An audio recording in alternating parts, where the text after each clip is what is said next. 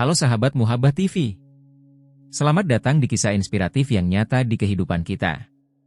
Jangan lupa subscribe ke channel ini agar menjadi pahala untuk sahabat semua. Terima kasih. Pesan untuk kita para orang tua, bijaklah dalam memilih sesuatu agar hal buruk tidak terjadi pada keluarga kita.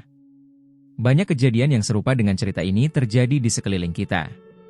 Semoga cerita ini memberikan motivasi yang baik bagi kita semua.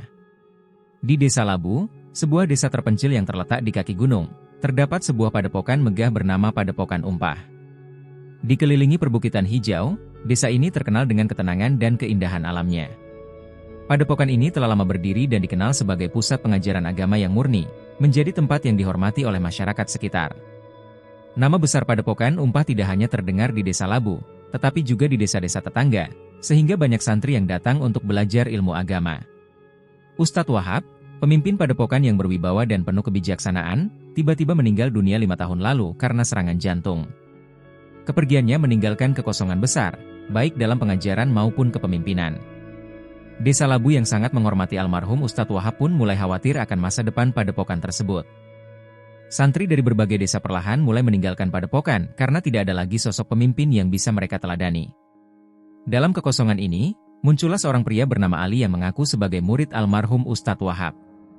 Pria ini memperkenalkan dirinya sebagai seorang ustadz yang telah menimba ilmu di pesantren besar di kota. Penampilannya sangat alim, dengan janggut tebal yang terawat, sorban putih melilit kepalanya, serta gamis panjang yang membuatnya tampak seperti ulama besar. Kata-katanya lembut, pembawaannya tenang, dan tutur katanya penuh nasihat keagamaan. Dalam waktu singkat, ia berhasil meyakinkan warga desa bahwa dialah orang yang tepat untuk melanjutkan kepemimpinan padepokan. Biarkan saya mengemban amanah ini untuk melanjutkan perjuangan Ustadz Wahab, katanya pada para tetua desa dengan penuh kerendahan hati. Saya akan memastikan padepokan tetap menjadi tempat suci yang mencetak generasi muslim yang berilmu dan berakhlak mulia. Akhirnya, masyarakat yang sudah lama kehilangan sosok pemimpin mengangkat Ali sebagai pemimpin baru padepokan. Selama 5 tahun, Ustadz Ali berhasil membangkitkan kembali kejayaan padepokan tersebut. Jumlah santri meningkat hingga mencapai 100 orang, terdiri dari 40 santri laki-laki dan 60 santri perempuan yang tinggal di asrama yang disediakan di lingkungan padepokan. Ketenangan kembali menyelimuti padepokan. Setiap hari, para santri disibukkan dengan kegiatan belajar mengaji, mendalami ilmu agama, serta mendengar ceramah dari Ustadz Ali yang sangat fasih dalam mengutip ayat-ayat Al-Quran. Sosoknya dihormati dan dianggap sebagai penerus almarhum Ustadz Wahab. Namun, di balik topeng kesalehannya, tersimpan niat buruk yang perlahan mulai muncul ke permukaan. Seiring waktu, Ustadz Ali semakin akrab dengan para santri. Ia mulai memberikan perhatian khusus kepada beberapa santri perempuan yang dianggapnya cerdas dan cantik. Mulanya, ia sering memuji mereka di depan umum, memberikan nasihat-nasihat personal, dan menasbihkan mereka sebagai contoh santri yang baik. Santri lain merasa iri, tetapi menganggap perhatian Ustadz Ali sebagai bentuk penghargaan bagi santri yang berprestasi. Perlahan, Ustadz Ali mulai menyalahgunakan kepercayaan para santri dan orang tua mereka. Ali sering memanggil beberapa santri perempuan ke ruangannya di malam hari dengan alasan memberikan bimbingan khusus. Siti, seorang gadis berusia 18 tahun yang sudah 2 tahun belajar di padepokan, adalah santri perempuan pertama yang mengalami hal ini. Ia diundang ke ruangan Ustadz Ali setelah waktu Isya, saat suasana padepokan sudah sepi. Ini hanya pertemuan antara guru dan murid, kata Ustadz Ali ketika melihat raut wajah gugup Siti. Saya hanya ingin memberikanmu arahan agar kamu bisa lebih mendalami ilmu agama. Namun, pertemuan itu berubah menjadi aneh ketika Ustadz Ali mendekatinya, berbicara dengan nada suara yang lebih lembut dan tatapannya berubah. Kamu tahu, Siti, bisiknya dengan suara serak, seorang wanita yang saleha harus tunduk dan patuh pada gurunya. Itu adalah bentuk pengabdian yang tinggi. Siti merasa tidak nyaman, tetapi terlalu takut untuk melawan. Ketakutan itu ia simpan sendiri, tanpa berani menceritakan pada siapapun, bahkan teman sekamarnya. Semakin hari, kelakuan Ustadz Ali semakin berani. Ia mulai memanggil santri perempuan lain secara bergantian. Rani, Dewi, dan Nisa menjadi korban berikutnya. Sama seperti Siti, mereka takut melawan karena ancaman akan dikeluarkan dari padepokan jika menolak. Bagi para gadis ini, dikeluarkan dari padepokan adalah aib besar. Namun, beberapa bulan kemudian, keempat santri wanita tersebut, Siti, Rani, Dewi, dan Nisa, tiba-tiba menunjukkan tanda-tanda kehamilan. Awalnya mereka berusaha menyembunyikannya, Tetapi perut yang semakin membesar membuat semua orang di padepokan akhirnya mengetahui apa yang terjadi. Kabar ini menyebar cepat. Para santri laki-laki yang dulunya menghormati Ustadz Ali mulai mempertanyakan kebenaran cerita ini. Beberapa dari mereka mendatangi Siti, memintanya untuk jujur. Dengan air mata mengalir, Siti akhirnya mengakui semuanya. Dia mengancam kami jika kami melawan. Dia akan mencoreng nama baik kami, isak Siti sambil menutupi wajahnya. Pengakuan Siti memicu kemarahan besar di antara para santri laki-laki. Mereka berkumpul membicarakan langkah yang harus mereka ambil. Namun, ketika mereka berusaha untuk menghadapi Ustadz Ali, pria itu sudah mendengar kabar tentang rencana mereka dan langsung mengadakan pertemuan dadakan. Fitnah! Ustadz Ali berteriak dengan suara menggema di aula padepokan, matanya melotot penuh amarah. Kalian semua sedang dirasuki setan. Siapa yang berani menuduh saya dengan tuduhan busuk ini? Namun, tak satupun santri laki-laki bergeming. Mereka menatap Ustadz Ali dengan penuh kebencian. Ustadz Ali yang merasa terpojok membuat keputusan mendadak. Dengan wajah tetap tenang, ia berdiri di depan seluruh muridnya dan mengumumkan keputusan mengejutkan. Kalian pasti sudah mendengar kabar-kabar yang tidak sedap ini, katanya dengan suara bergetar. Demi kebaikan kita semua, saya memutuskan untuk meliburkan seluruh kegiatan di padepokan selama sebulan. Gunakan waktu ini untuk pulang, bertemu keluarga, dan merenungkan apa yang telah terjadi di sini. Para santri saling berpandangan. Mereka tidak pernah mendapatkan libur panjang seperti ini. Biasanya liburan hanya berlangsung beberapa hari setiap beberapa bulan sekali. Keputusan yang tiba-tiba ini justru menambah kecurigaan di antara mereka. Namun, mereka tidak punya pilihan selain mengikuti perintah Ustadz Ali. Santri perempuan yang sudah hamil pun dipaksa untuk pulang dengan ancaman dikeluarkan secara tidak hormat jika tidak menurut. Akhirnya, satu persatu santri meninggalkan padepokan, membawa pulang kekecewaan, kemarahan, dan kesedihan yang mendalam. Hanya Ustadz Ali yang tinggal di padepokan yang kini kosong dan sunyi. Ia berdiri di gerbang padepokan, mengawasi santrinya pergi. Senyum samar menghiasi bibirnya. Meskipun sebagian santri pulang dengan hati diliputi kecurigaan, mereka tidak bisa berbuat apa-apa selain menunggu hingga liburan usai. Aku harus bertahan sampai badai ini berlalu, igumamnya sendiri sambil melangkah kembali ke aula padepokan yang luas dan kini terasa hampa. Saat mereka kembali, segalanya akan kuluruskan. Namun, Ustadz Ali salah besar. Ia tidak tahu bahwa bencana yang jauh lebih besar tengah menunggunya. Pada minggu pertama liburan, cuaca mulai memburuk. Langit di atas desa Labu yang biasanya cerah mulai berubah mendung. Angin berubah menjadi dingin dan menusuk, membuat Ustadz Ali merinding setiap kali keluar dari bangunan utama padepokan. Ini hanya cuaca buruk, pikirnya, mencoba menenangkan diri. Tanda-tanda musibah semakin jelas ketika hujan mulai turun tanpa henti. Pada malam hari di minggu ketiga, Ustadz Ali duduk di dalam kamar pribadinya, mendengarkan suara hujan yang menghantam genteng padepokan dengan keras. Bukan hanya hujan biasa, tetapi badai yang mengamuk dengan petir yang menggelegar dan angin kencang yang menderu-deru, seolah ingin menghancurkan segalanya. Malam itu, Ustadz Ali tidak bisa tidur. Dia bolak-balik berjalan di dalam kamarnya, berkali-kali melihat keluar jendela. Tanah di halaman padepokan mulai berubah menjadi lumpur, air mengalir deras, menggenangi setiap sudut pekarangan seperti binatang buas yang lapar. Air mulai merayap ke arah bangunan utama, mendekat perlahan namun pasti. Tidak mungkin ini terjadi, desahnya dengan suara lirih, matanya melalak ketakutan. Ini hanya hujan biasa, ini pasti akan berhenti, igumamnya mencoba menenangkan diri.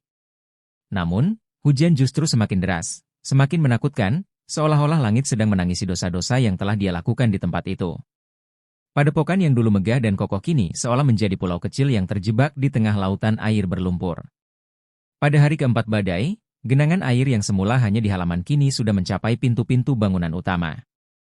Air terus naik dengan cepat, merembes ke dalam bangunan, menghancurkan lantai kayu, dan membawa serpihan-serpihan kecil dari dinding yang mulai runtuh.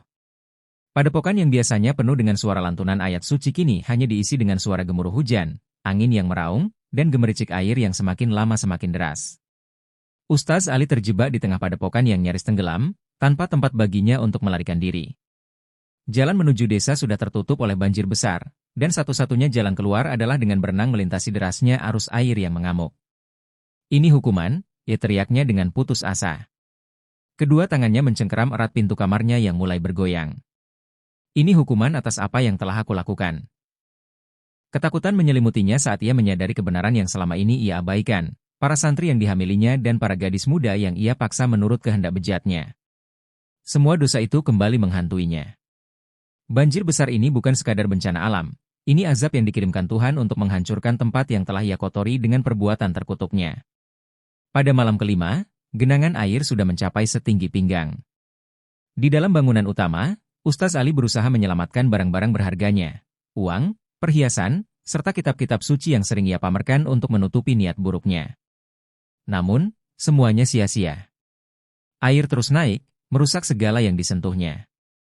Kitab suci yang dulu ia gunakan untuk menipu santri-santrinya kini hancur, halaman-halamannya terendam dan larut dalam air berlumpur. Pada malam ke-6, bangunan utama mulai bergoyang. Pondasi yang selama ini menopang padepokan megah tersebut tidak mampu lagi menahan derasnya arus air yang menghantam dari segala arah. Ustaz Ali berdiri di tengah aula yang sudah dipenuhi air, wajahnya pucat pasi, tubuhnya menggigil ketakutan. Tidak.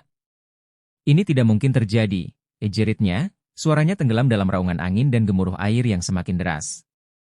Tapi ini bukan sekadar mimpi buruk, ini adalah kenyataan yang tak bisa dia hindari. Pada malam ke-7, padepokan tersebut runtuh. Bangunan utama yang dulu berdiri megah di tengah desa Labu kini hanyut dan hancur berkeping-keping. Pepohonan besar yang mengelilingi padepokan tercabut dari akarnya, terbawa arus yang menderu. Rumah-rumah santri di sekeliling padepokan terseret, dinding-dindingnya runtuh, dan tiang-tiangnya patah menjadi serpihan-serpihan kecil. Ustaz Ali yang berusaha bertahan di dalam bangunan utama akhirnya tak kuasa melawan kekuatan alam. Tubuhnya tersapu arus yang deras, terseret keluar dari padepokan, dibawa mengalir bersama puing-puing yang menghancurkan segalanya.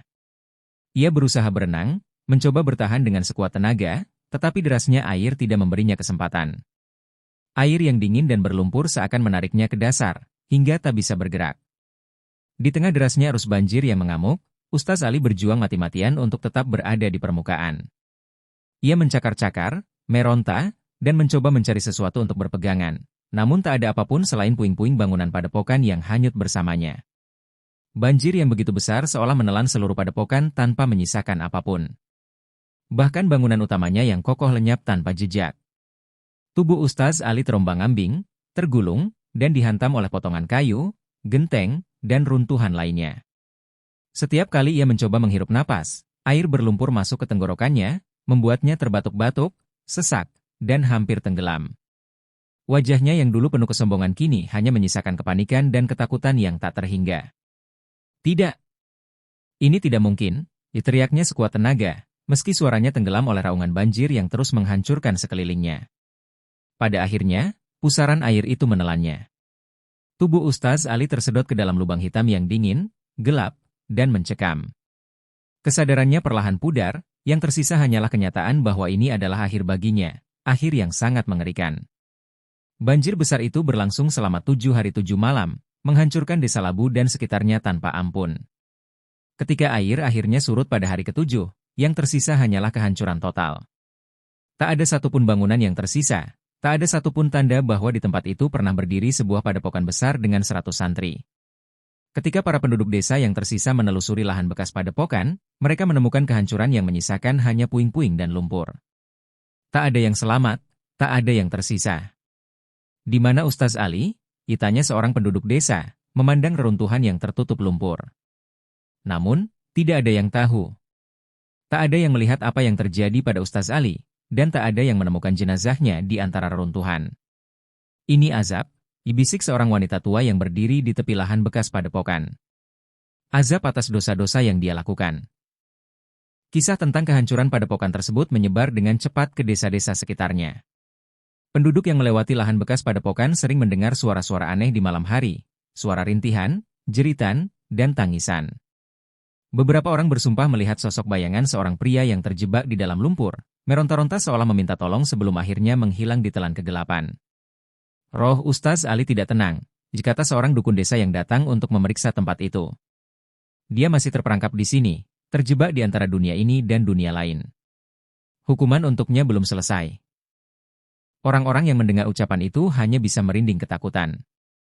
Mereka percaya bahwa arwahnya akan terus terjebak di tempat itu, tersiksa oleh kenangan perbuatannya, sampai dosa-dosanya benar-benar terbayar. Lahan bekas padepokan kini menjadi tempat yang dihindari oleh semua orang. Tak ada yang berani mendekat, tak ada yang berani menginjakkan kaki di sana, apalagi mendirikan bangunan baru. Kesunyian yang mencekam menyelimuti lahan bekas padepokan yang dulu megah, tetapi kini lenyap tanpa jejak. Setiap malam, orang-orang yang mendengarkan dengan seksama bersumpah bahwa mereka bisa mendengar suara yang sama. Tolong aku tidak pantas mati seperti ini. Suara Ustaz Ali, yang kini hanya menjadi arwah gentayangan, terperangkap di antara puing-puing dosa dan keputusasaan yang dia ciptakan sendiri. Tidak ada ampunan untuknya, tidak ada jalan keluar, hanya kesunyian dan kegelapan yang abadi. Demikianlah akhir dari cerita ini. Semoga menjadi pembelajaran bagi kita semua, bahwa apa yang kita perbuat akan kembali pada kita.